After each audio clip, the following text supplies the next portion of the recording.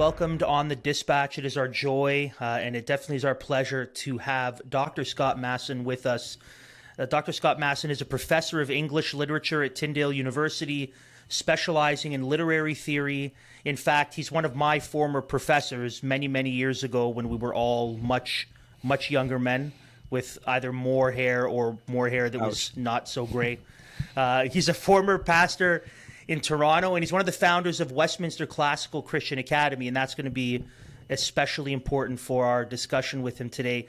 He's a board member of the Ontario Party, and our audience is well familiar with the Ontario Party and our support of them here at Liberty Coalition Canada. He's a regular speaker in the culture wars on TV, radio, and newspaper, contributing to the National Post, the Hamilton Spectator, the Toronto Star, and now with the Epoch Times.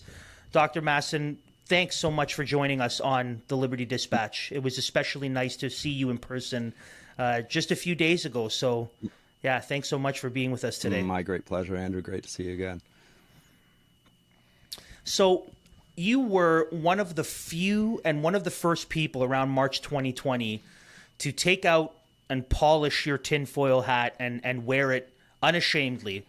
So since then, I can say that your tinfoil hat has now become a jewel-embedded crown, and you should wear it proudly, and you should showcase it for all to see. And so what were you seeing, and how were you able to see the tyranny and the overreach so quickly and be able to call, this is going to lead to this mandate, to this injection thing? What were you drawing from that you saw this much more clearly than a large number of professing Christian, even reformed-leaning ones? They just didn't see it. Yeah, that's a really difficult question. Insofar as I think there are so many different factors that played into it that it would be hard to list them all. But let me just say a few things. But it really is a tendency, I've thought, culturally, towards growing totalitarianism in culture in general.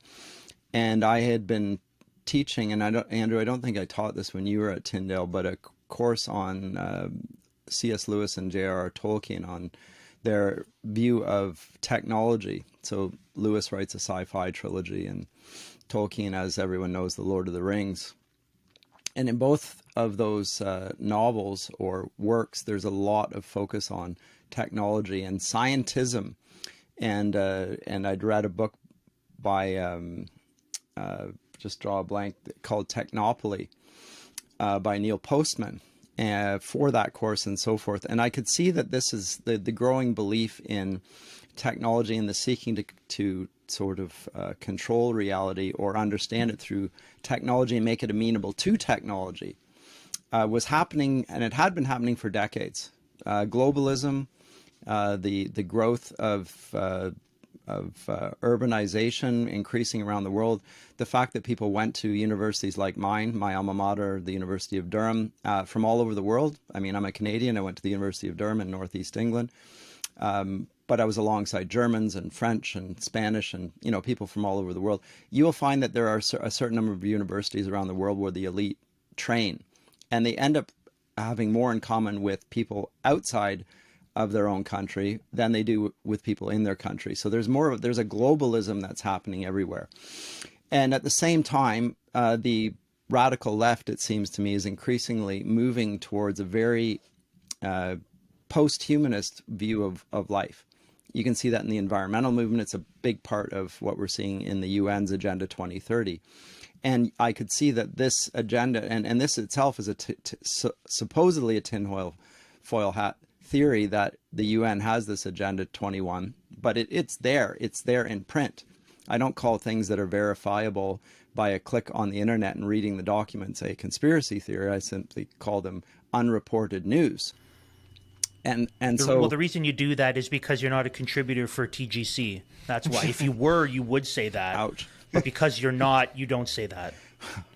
Okay. Well, right. Well, I don't know if that's the reason why I'm not a contributor for TGC, but but we could note that there is certainly a lack of comment in that direction on TGC. I would certainly say that. But but related specifically to this particular instance, well, there were news of these outbreaks of COVID in China as far back as October even. And I have friends in the Chinese Christian community, and they had been talking to me about this. And I had been on social media making noises even before this in January and so forth about the fact that Trudeau should be closing the borders. If this really is, as advertised, a potential pandemic, then you need to stop flights in from that particular area. Now, the particular area is Wuhan, China. I was told that within China itself, there was no travel allowed out from Wuhan. They had basically shut off the province. And so if the Chinese were doing this, then we ought to be doing it. And we didn't do that. So it seemed to me that, and at the same time, people who were talking about, this threat from China were being accused of, xenophobia, or the hatred of the Chinese and so forth. And it was in the middle of a U.S. election campaign. As I say, there are so many multiple factors here. But when they came in, and they kept flying in from China, they never stopped, it became apparent that it had now arrived on Toronto shores, or rather Canadian shores.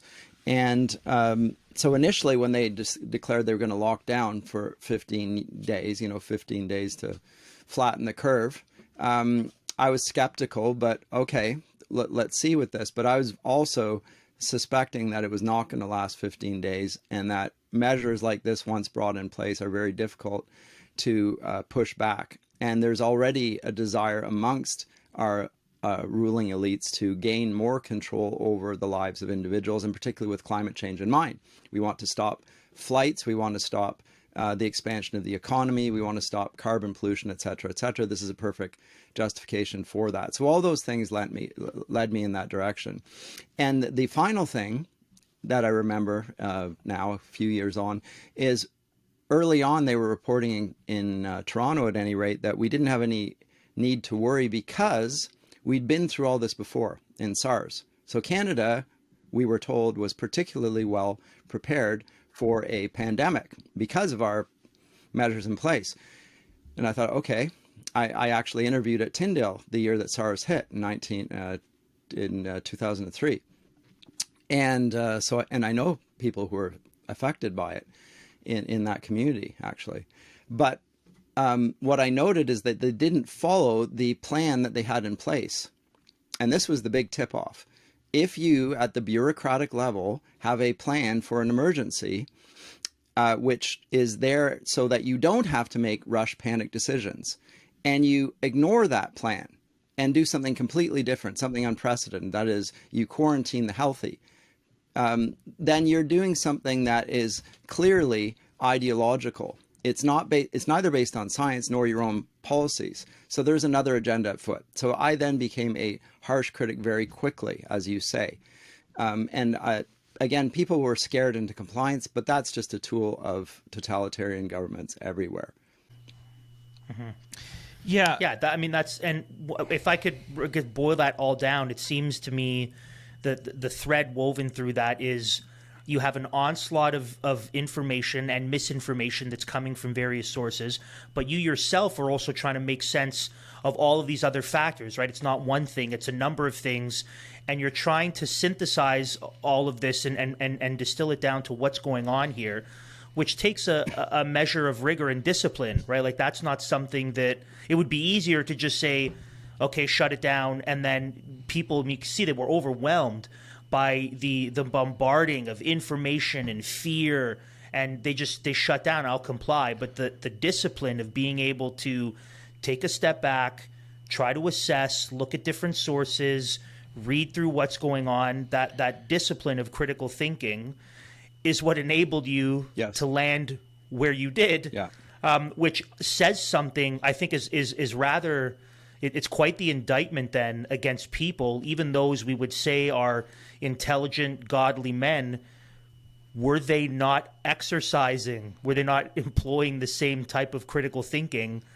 Probably not. Mm-hmm. They probably shut their brains off and just kind of went with whatever was presented to them. I don't know if they shut them off. They deferred to expertise.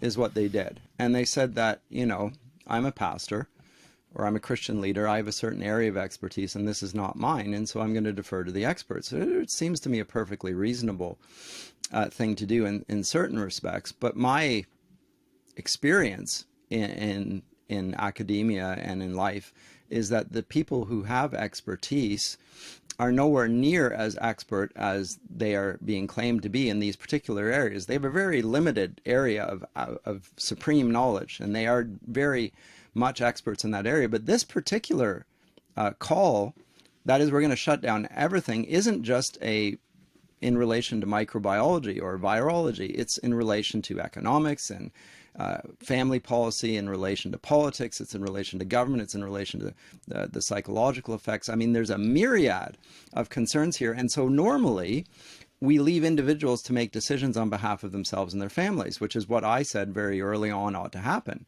We can invoke sphere sovereignty, or we can invoke Catholic understandings of this as well, that we ought to leave the decision to the lowest competent authority, in this case the individual. I can look after my own health, and so if I'm at risk, if I'm old, I'm elderly, because that from the very beginning the virus profile was hitting the elderly, then I should take those measures. But if I am young and healthy and again, right from the outset, apparently not at high risk from this, then I'm not going to lock myself down. I'm going to carry on. And that's what happened in previous pandemics. I did a little research into it, just like anyone can. Spanish flu, it's hit. We've had these problems before culturally. So this was an entirely unprecedented decision. It would not have happened if we didn't have the technology there to allow people to work from home. And you then can talk about another aspect of the conspiracy then, which is that, the big tech people made enormous amounts of money from it. And so they had a vested interest in this measure being taken, and they just happened to be connected with the same globalist elite. So you start connecting dots and it makes sense. And they're inflating the statistics and all that. Yeah. Mm-hmm. Absolutely. And I think Andrew makes a good point when he talks about the rigor that you had to put into the analysis of the situation. So you could read the tea leaves, so you could understand what was going on in culture. It just really boils down to the fact that democratic self-governance is hard work. This is something that our forefathers who were creating the Western world understood, especially Reformed forefathers, especially those in the American founding. They understood that to create democratic self-governance and a stable society took an informed electorate, took an informed citizenry. And I can't help but think that we have, in so many ways, become lazy in our thinking, and we're rather uneducated as and broadly educated as individuals within Canada. And that kind of brings us into what you've spent so much of your life doing, Dr. Masson, and that is education. So you have specifically founded Westminster Classical Christian Academy, and I want to talk a little bit. This is something I just had my first child, a wonderful little daughter. I've been looking a lot into and preparing my mind as a father for what route are we going to go in education. And I've been doing a lot of research on classical Christian academics. So maybe you could explain for our listeners the importance of classical Christian schooling and why this is really an answer to a lot of the comfort and malaise and folly that we find ourselves in the current moment. Well, the current public school system was rooted in a classical model. Because that was the governing model of education that had reigned from the ancient world really up until the 19th century. It was a certain pedagogy, a certain approach to education. In Ephesians 6:4, the Apostle Paul speaks about the paideia of God that you're to bring to your children. In Deuteronomy, in the Shema, O Israel, the Lord our God, the Lord is one. You shall love the Lord your God with all your heart, your soul, and your strength. Jesus quotes that as the greatest commandment. What's the context? Well, it's the context of teaching children. And discipleship in the Great Commission, teaching the nations, discipling the nations, all of these are connected to teaching. Education is central to the gospel. And what I noted in my study of education over the past 30 odd years is that education has divorced the secular from the sacred, and it's banished theology from the academy. And even in the Bible school movement, or you could say in the seminary movement, we've largely continued that divorce. And pastoral education takes place to teach you how to teach the Bible, which is fine and good and worthy of doing, and needs to be done more, and we need more preaching from Scripture. But Scripture also is a document embedded in culture, and it requires the knowledge of culture around us in order to apply it and understand it properly as well. And so my point here is that classical education is just a return to education as it used to be, before public education adopted a different sort of methodology and even a different goal of education. The education of progressivism, whether you want to talk about John Dewey or someone else, is to train people for the future and future knowledge. It's not acquainting them with the things as they already are, as God has ordained them to be, but rather how we want them to be. So I regard Dewey's progressivism as basically ideology. It's no longer education. But when you have an inherited tradition of education that's been there for thousands of years, and Christians have adapted and transformed that classical pedagogy, by the way, in accordance with Christian truth, but still the pedagogy is basically there. When you do that, it takes time for that older pedagogy and that older approach to understanding education to leave those who are teaching.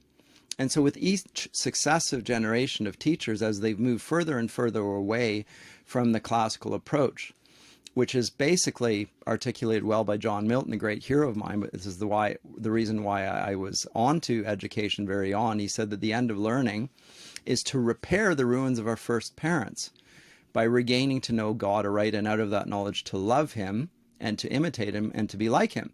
Okay, so what is that doing? Well, it's restoring the ruins. That's the goal of education. It's not educating for the future, it's recovering what is lost. So it has a very different view of Adam then. Who was Adam? Well, he was not some naked savage, barely able to articulate himself, dragging Eve around by the hair. I don't even know how people know that a caveman ever did that anyway, but Adam is no caveman. He is, and this is presented by Milton and the whole Renaissance, as a great scientist. This is a man who knew things in their essence, and he named them. Note that God gives Adam the prerogative to name things. Well, when he names them, he's not just giving a random name, he's asserting a knowledge of the essence of the thing. That's what he's doing when he names, if you look at naming in Scripture.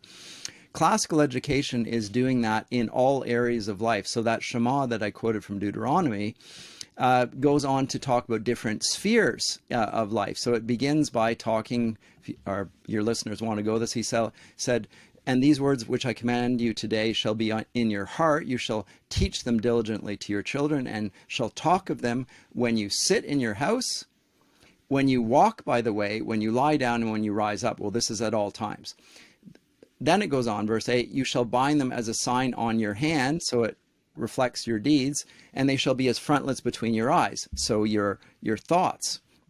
And then finally, you shall write them on the doorposts of your gate, house, and on your gates. Well, what does this mean? It means it governs the civic realm, the public square, the public sphere, and the gates of the city are where the elders sit and judge and rule the city. So it's the private sphere, it's the public sphere. It's not just for the home. It's not just your private beliefs. It's something that is also articulated publicly. It's going to be seen publicly. This is also an apologetic, by the way, for Christians in politics as well. It's not just an apologetic as in this is what we should do, but it's a necessity that it should be done. Remember, God uses his scriptures, old and new, but the old as a sort of a teacher for a pedagogue. God doesn't just send Jesus into the world. He takes the example of Israel throughout the Old Testament and all of the scriptures there to teach us something about the nature of teaching. And that it's not just new knowledge, it's renewed knowledge. And to renew something, you have to know what's there before.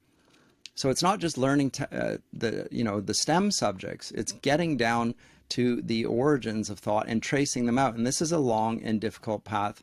And I think the problem with the Bible school movement and even the seminary movement is it accepted the great divorce of theology from knowledge in general. And so those that go into the pastoral ministry, and nobody's as equipped as they want to be, and eventually you just have to get it done. But you ought to think that what happens in the humanities is important, and what happens in the sciences is important, and you ought to try and stay on top of that and think about it. But then you need examples to do this. And I came to Tyndale, and all the talk was of this book that had been published called The Scandal of the Evangelical Mind by Mark Knoll. You've heard of it. The Christianity Today, 10 years on, said it had, quote, arguably shaped the evangelical world, or at least its institution, more than any other book published in the last decade. Well, I see no indication of that. That sounds, to me, that sounds like, oh, yes, he said that there's a scandal of the evangelical mind, and we've really been transformed by that. Well, I don't see the transformation. I don't see it. And the main place I don't see it is I don't see Christians saying education is a mandate in Scripture. It's not something that we ought to consider. It's something that we have to do. We have to do. Parents are charged with this. Yeah, that's the whole weight behind Deuteronomy 6. Like that's the reason why my wife and I, who before we had kids, were thinking, do we do public school, do we do private school, Christian school, and we were kind of balked at homeschooling a little bit, in part because we grew up in Toronto and our entire culture around us had a certain idea, had a certain caricature of the homeschool kid. But the more we started understanding the scriptures, especially Deuteronomy 6, the onus for education is the parents. It's their responsibility to educate their children. Absolutely. as they sit, as they wake up, as they rise, as you're on the way. And so that and I mean the idea of understanding from where we've come and knowing looking at the ruins and the rebuilding and the reestablishing them for the future. About a year and a half ago, I finally stumbled on Francis Schaeffer. I mean, I didn't grow up in a Reformed tradition, and I didn't have access to that. And I stumbled upon Schaeffer right in the midst of the pandemic. And it was a book that he wrote in 1984, which is the year that I was born. And Schaeffer's looking at events from the 20s to the 60s, and he's drawing conclusions in the 80s saying this is why we are where we are, and if we don't check it, it's going to look more and more like this. And I know that he was criticized, that he's being an alarmist and he's being a whatever, all the same things that are leveled against many people.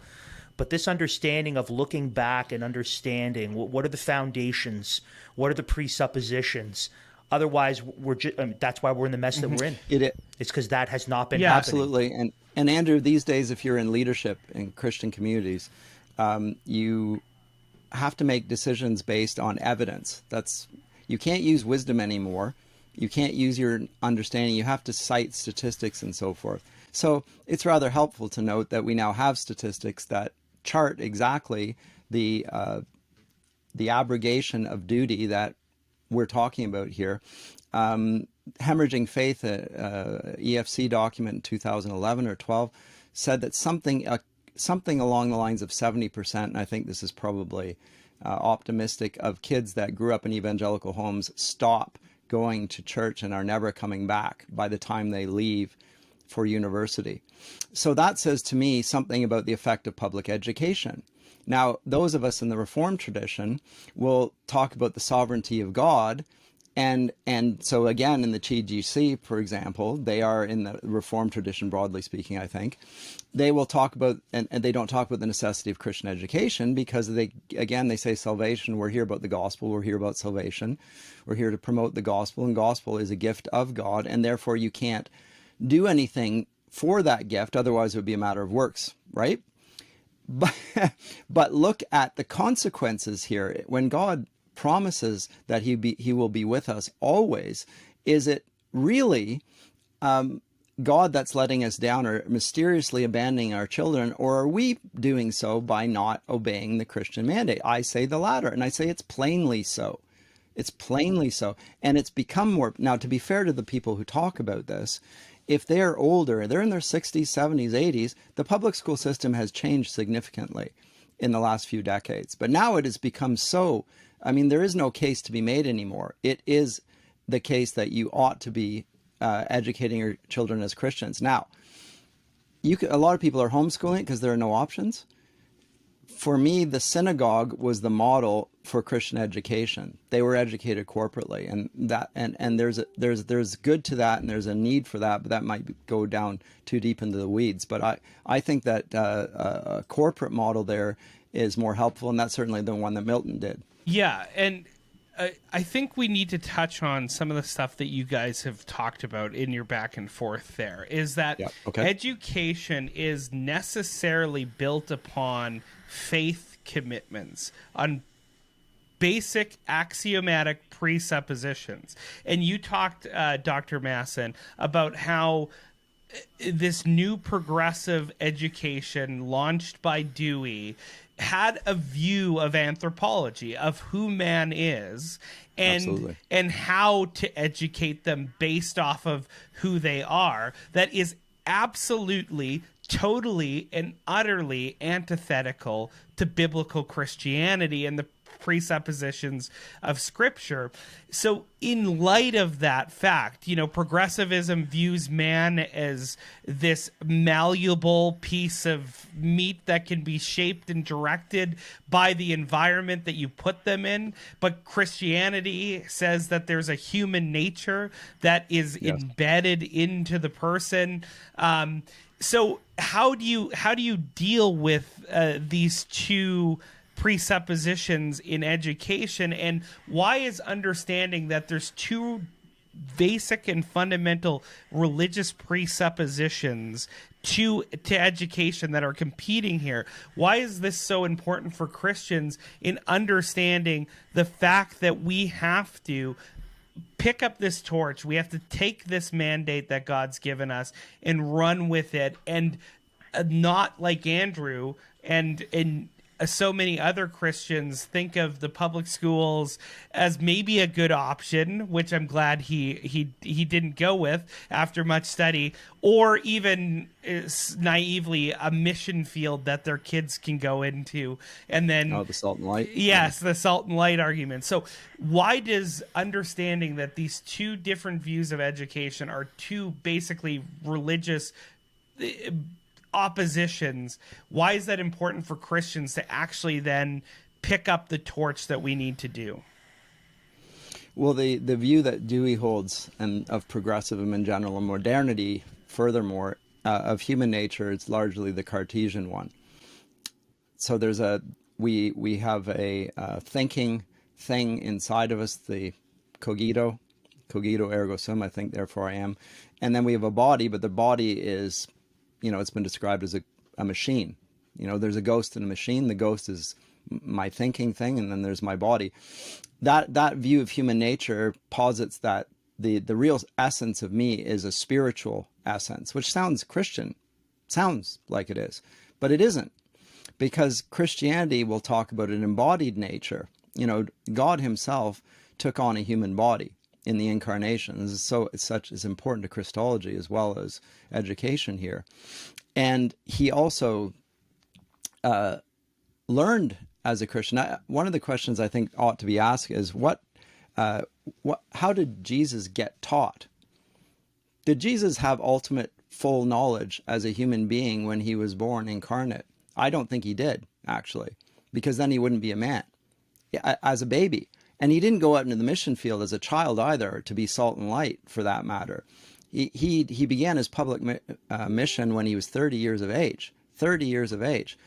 And he had learned a trade by that time before he went out on the mission field for that year. And he discipled his own disciples for 3 years, for that matter, before he did what he came to do, which was to go to the cross. And he was raised bodily at that point, and they could see him. He walked with them before the ascension, right? There was this important time between resurrection and ascension, 40 days, in which he explained to them what had happened and so forth. And he was physically in front of them. They could stick their fingers in his sides if they wanted to. So there's something about incarnate human nature being said there that's important in education as well. Modernity leans in the direction of Gnosticism, a Gnostic, and this is an old heresy, a view of human nature that is essentially spiritual, but denies or even sees the body as an impediment to true education. Progressivism leans in that direction again. And in Germany, this is now in my area of expertise, it prompts the development of something called the Geisteswissenschaften, terrible long word. But it's the spiritual sciences. It's the replacement of the humanities.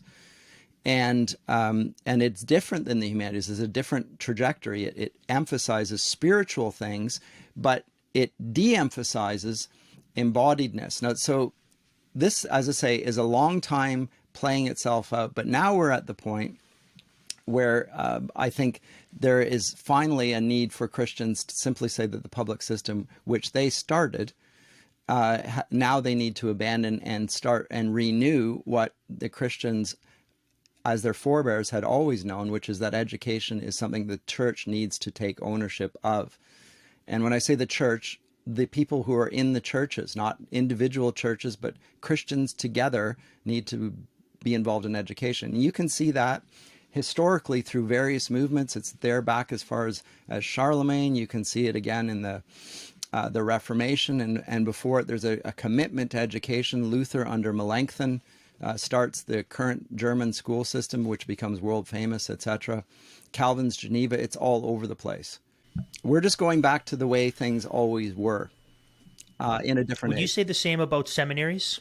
So let's talk about the general public school system. Would you say, I mean, and no one's going to hold you to this, but when I think about the current state of Bible colleges, Christian liberal arts universities, and seminaries, there's a part of me that says, in a similar fashion, we need to just let them decay and we need to build new ones, or we need to start over again, that perhaps they might be irredeemable. Maybe not. Are we there yet? Is that quick approaching where we need to essentially rebuild Christian higher education as well, and we need to rebuild seminaries and universities, or have we not crossed that line yet? That's a difficult question, Andrew. And here's why it's difficult. If you were going to restart from scratch and build new institutions, who's going to do the building? Who are the educated people who have the education needed and the wisdom and the experience to be able to do what you have tasked as a good thing to do as an alternative to the current corrupt system? That's your problem right there. Who are these people? There are very few people around who have the knowledge. And you pointed out at the outset of our talk in relation to COVID, how come more people didn't see what was obvious to me? And I think it's because they had not been looking. And even when they looked, they said, that's not my responsibility, or I'm going to defer to the experts.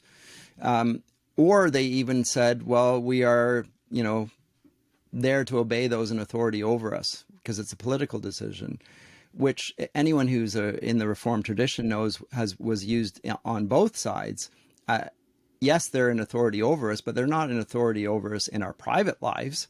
Right? There's a limit to that, and there's also a justification for throwing off tyranny when they overreach their boundaries there. So there's a rich debate even within the Reformed tradition on what Romans 13 will say on these topics. But that's the problem.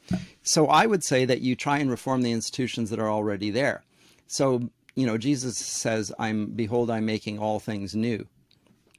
He's not saying I need to make all new things. You don't necessarily have to make every institution from ground zero. I think that's a fallacy. But I do think that if the current institutions around you are irredeemable because there's just no way you can work with it, then you start from scratch and do the best you can. But if there are institutions that are there, it takes time to build institutions, then you do your best in that. Ultimately, there comes a point at which you can no longer redeem the institutions. But I'm at an institution at Tyndale, which has its problems, like every Christian institution does now. I think I was called there, and I think it's my call to seek to redeem it. in being in there. And I don't know where the resources would come to do otherwise at the moment, but there will come a time, perhaps if they continue to decline, that a new institution will be called for. Well, that will require enormous time, effort, finance, and the wisdom to pick the people who are going to lead it. That's the problem. This is a big problem. But you know what? God is looking for those with whom he can do the impossible. That's the story that I understand in Scripture, and looking at historically. We think about what we can do, but that's not how God has worked historically. He's looked at people who have trusted in him and said, we're going to do things that can't be done because we're not going to do them. But God will use us in this and bring resources together. So there's a hope because God is with us. But I'm being realistic in describing the lay of the land, and the problem of the educated is they're not educated. That is not a small problem. Well, it's interesting that you bring up just the little bit there about trusting the Lord, that he's the one that does the work. This isn't necessarily tied to the questions, but in preparing for this interview, I thought of something that I've actually remembered so we're in 2022, so that I've remembered for about 15 years, 16 years, actually from one of your classes. Yes. It was a John Milton poem, When I Consider How My Light Is Spent. And I remember that poem standing out to me very much so in class, and it's stuck with me. Like it's been imprinted on my mind for, almost 2 decades now. I've used it in sermon illustrations. I've shared it with people. Even his story that he started his life with sight, and then as an artist, as a poet, right, he's able to observe the natural world, and he draws from that when he writes his poetry. And then toward the end of his life, he loses his sight, and then he writes this poem. And in the poem, he labors the fact, if I'm an artist, if I'm a poet, my job is to see and then record, see and then and observe and then write something to describe it. What am I supposed to do now? What is my role if I'm a poet, if I'm an artist that can't see? And then you have the gracious but still strong challenge from the Lord at the end of the poem, which is, you don't understand. I have angels at my disposal ready to do whatever I want them to. Yours is to seek after me and to trust me. And that being a helpful Christian perspective when we survey the world, that yes, we have work to do, but ultimately, even when the work seems insurmountable, even when we see our own hindrances to the work, we have to remember that, well, the Lord is always at work. His purposes will always prevail. And we have responsibility, but he is still sovereignly directing all things. I think that's a helpful word as we survey the cultural landscape. And really, as I ask this question, what is the next battlefront in the cultural war? So I'm not going to put a time frame on it. You can do that, whether it's 6 months, 1 year, 5 years, 10 years. But we have just come out of, or I think we're in the process of slowly transitioning out of a rather pivotal watershed moment in the history of our country. Yep. That things have changed, will never go Probably back. Not. Things have been revealed that will affect the way we perceive the state and the church forever. Yep. So we've kind of turned around this corner with a new realization, with these new revelations of what's going on. What's the next cultural war coming for Christians, coming for churches? And how is it that we, again, resting on the fact that God is sovereign, that God will direct all things according to his good pleasure and his eternal decree. But what is it? How do we need to be ready? What do we need to be prepared for? And how do we need to gather ourselves for whatever's You're next? asking me to be a prophet now. That's correct. I'm asking us to step out of the Reformed tradition and to be prophets for a moment. Yeah. Well, I've been saying this for a while. Seminaries are always, and I've heard this repeated by Christian leaders now, so by the point that Christian leaders are saying it up front, it's well-worn. But, the church is 10 to 20 years behind the culture. I think that's probably a very benign reading of it. because I don't think it's 20 years behind it. I think it's at least 50 years behind it. There's been no recognition of what the enormity of what has transformed culturally here. And so Christians are now talking about deconstruction. My doctoral supervisor was Britain's foremost deconstructionist. I know a bit about deconstruction. I don't get asked to talk about it in Canada, of course, or any of the matters like cultural Marxism, or you name it, the things that I actually know something about, as opposed to what other people talk about. And like Jordan Peterson, he talks about things he doesn't know what he's talking about in some areas, but he's a bright man and he's articulate, so he can speak to it. But the next thing is upon us right now. It's post-humanism and transhumanism. Those are upon us. The gender identity, the queer theory. I started teaching that in my lit theory class 10 years ago, and I could no longer avoid it because it was there. And now it looks prophetic, because if you think you're saying things about gender identity, about the sex ed and whatever. I think you're overstating the case. The problem with this, well, now everybody's saying, where did this come from? How come nobody said anything? Well, there were people who said things, but there weren't many, to be fair. And also, they're saying their leaders were not saying anything about this.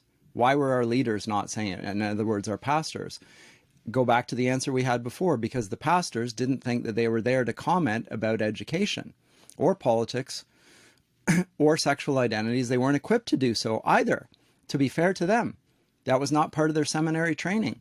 You would not have studied that in seminary, and probably still won't study it in seminary, because that's in a different discipline, and we're focused on theology here. Again, note the bifurcation of areas of knowledge, even though, of course, our human nature is an essential part of Christology and our own discipleship, of course. Post-humanism is the idea that humanity is of no greater moment or importance than a computer or an animal or the earth. And so the environmental movement is promoting a form of post-humanism. Now, if we're of no more importance than that, it sounds like a positive view of nature. We're promoting, elevating the environment to greater importance. We're sullying the earth. What it really is, and this, I'm following C.S. Lewis on this, is we're actually demeaning human nature. We're saying that it is of no importance whatsoever, and we ought to reduce our carbon footprints. And what this is effectively is a return to a Malthusian view of life, and we ought to reduce the number of humans. So this is an apologetic for killing, which we see in the euthanasia, growing euthanasia movement all around us. And I've been talking about this for quite a long time, and I can't get people to listen to me on it. Likewise, transhumanism, augmenting it through artificial intelligence and so forth. Can anyone deny that that's happening now? I mean, it's all around us. Where are the Christians speaking about it? I was speaking about it for decades. Why? Because I'm in the humanities. But theologians, that's not important. Let's hear about theology. with notable exceptions. Of course there are. I remember listening to R.J. Rushdoony and him talk extensively about transhumanism. And okay. I remember thinking, man, this is the wackiest lecture that I've heard from a theologian, but boy, was it prophetic as we are being transitioned into this fourth industrial revolution, which is alchemic in nature. It's and it's going to be based on algorithms, right? It's a hyper real. The whole COVID thing was based on algorithms. Exactly.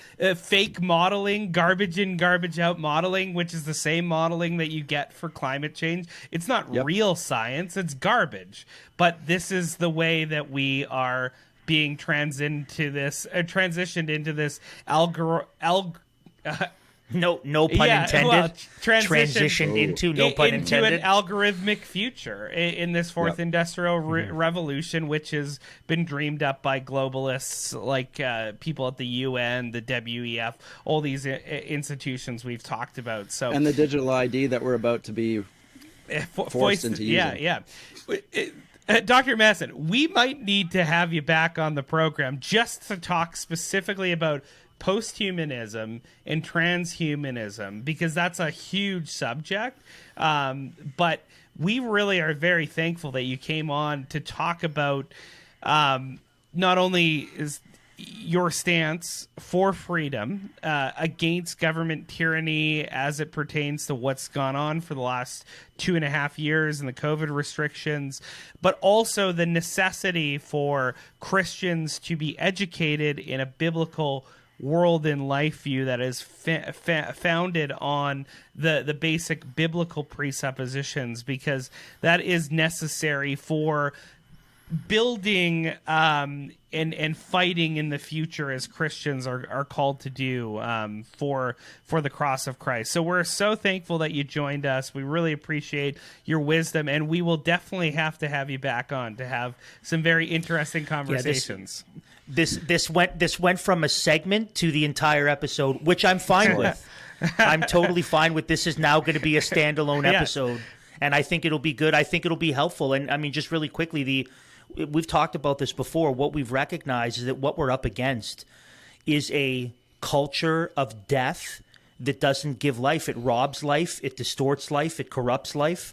And the only answer to that is the gospel, is the fact that life is found in Christ, that restoration, that wholeness is found only in Christ, that the church's job is to, yes, proclaim the gospel, but not just do that, but to bring all things under Christ's lordship for the goodness of life. The reality is making sure that babies don't get murdered at the mill isn't something that's in the gospel. It's not something in the gospel statement. But it is a clear outworking of the gospel, and it is a Christian responsibility to fight for the oppressed and the poor and the weak and the vulnerable, and to actually do what is good. As Jeremiah says, you're going in exile, and so do what's right? Build your cities, be a blessing to the city, be about the prosperity of the city. And because we are fighting against this death cult, it is a death cult, but the wants death to cult, mar the the image cult, of God. Right? It's the principalities and powers behind it. Right, That's right. The spiritual powers. It's the ideologies behind it. It's this behemoth, this cultural behemoth that's behind it. Is we need to say no. That is from Satan. He's a murderer from the beginning. That's not of God. So again, thanks so much for joining us. This has been, and I trust will be very, very fruitful and beneficial for our audience. Thank you, gentlemen. Well, we really hope that you enjoyed that discussion, and we hope that you really do value our programming here, because it really is going to take concerned citizens like you, our dear listeners, pushing back against this culture of death by promoting a culture of life for Canada to truly flourish. We believe that all human beings deserve human rights, and that human rights begin when that human being begins, and it lasts until natural death, and that freedom is predicated on that basic human right to life. And if we really want to have a freedom movement in Canada, we must honor and uphold that basic right. And if we want to have limited government, we cannot give them the godlike power of determining which human beings constitute as persons and which human beings should live and die. That is fundamental to creating a free society, that we limit government in that area, and that we promote health and peace and human God-ordained rights on the other. And that's why we exist as a program to teach, to educate, to uphold these two things. And we really hope you were blessed by the conversation. Please continue to get all our episodes. You're definitely going to want to tune in to Open Mic later this week on Saturday as he talks to Denis Rancourt about the crazy climate cult and COVID hysteria. You're going to be blessed by that conversation. And thank you again for tuning in to the Liberty Dispatch. We are so blessed to have you. And until next time, Galatians 5:1. Thanks for tuning in to Liberty Dispatch, a united front to restore liberty and justice in Canada. Please subscribe to our podcast and Rumble channel, as well as visit our website at www.libertycoalitioncanada.com.